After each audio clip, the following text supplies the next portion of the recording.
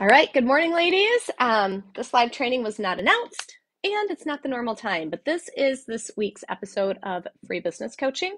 I'm Kim Trathen. I am a business coach for women, for ambitious women that are doing really big things in the world. So I decided to come live a little bit sporadically here because my schedule did not allow for me to go live at noon today with a regularly scheduled free business coaching session.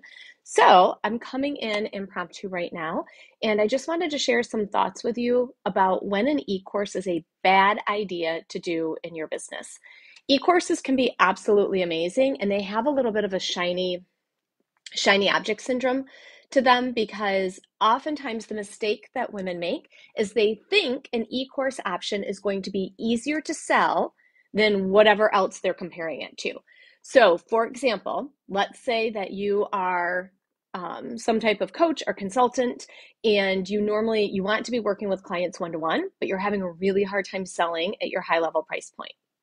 So women will trick themselves into believing, oh, it's the price that is the problem. So if I create something cheaper, then it'll sell easier. It is not true. This is why there are a million e-courses out there that don't make money or make very, very little money. Okay, another time, so when you use an e-course to try to solve an unrelated problem in your business, it is usually not the right next step for you to take. So if you're struggling to sell your current offer and you think a cheaper option is going to be the fix, that is an example of trying to solve an unrelated problem in your business. The real problem is that maybe you haven't been trained on how to do sales. The real problem is that maybe you don't feel comfortable at the price point that you're trying to sell at. So creating something cheaper to try to fix that problem is like having shoulder pain, so you put a Band-Aid on your knee. Like, it's not going to solve the problem that you really have going on in your business. So trying to solve an unrelated problem, always a bad idea to create an e-course. The other time that I see women try to create e-courses, I've seen this a lot over the years. They try to launch an e-course as their first offer that they ever create inside of their brand new business. Okay, their very first offer ever. The reason why this is usually not a good idea, I'm trying to think if I've seen it pan out for anybody. I can't think of anybody off the top of my head that I've seen it pan out for. Because if you are a brand new entrepreneur, you've never done sales, you've never done marketing, you're creating your business out of thin air, you've never sold anything, we get roped in with this like dangling carrot of, oh, just create an e-course, it'll sell for you. You don't even have to do sales calls. You can just put it out there on a landing page and people will find it and people will buy it. What usually happens is women in that situation create this e-course and then they're really frustrated that it doesn't sell. And they're like, I spent all that time creating it. And there's a couple of reasons why this normally happens. Number one, if you've never served any clients before, you haven't worked out the kinks and the problems that people have going through your program. So when you work with clients before creating an e-course, you get to work all of that out. You get to understand like where people get hung up, what questions they really have. Because if you have never served clients or a very few number of clients, sometimes it's not that it's their first dollars they're trying to make, but it's like the first couple of dollars they're trying to make in their business. Okay, and it doesn't, like, there's no shame in this. If you've tried to launch an e-course that is just bringing in pennies to you, okay, I say that a little tongue in cheek. If your e-course has been out there for years and you've made like a couple $100s, that is not a big money maker. That is not selling well, right? That's a few $100 and that's it.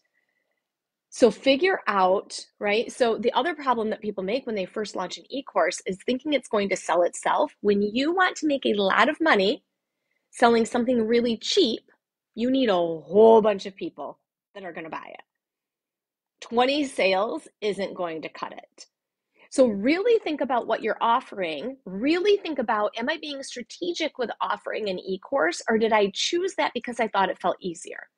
Now, if you've been really strategic with it, then you might be in a different boat, right? But the e-courses do not sell themselves. They historically have a really low completion rate, meaning the majority of people that go through your e-course aren't actually going to finish it, which means they're not going to be raving about all the amazing results that they got from you, right? So if instead You're really strategic about it. Maybe an e-course is your solution because you have so many clients coming in that you can't even take all of them right now. Maybe your e-course, I really view e-course as being the most effective when it is part of your scaling plan.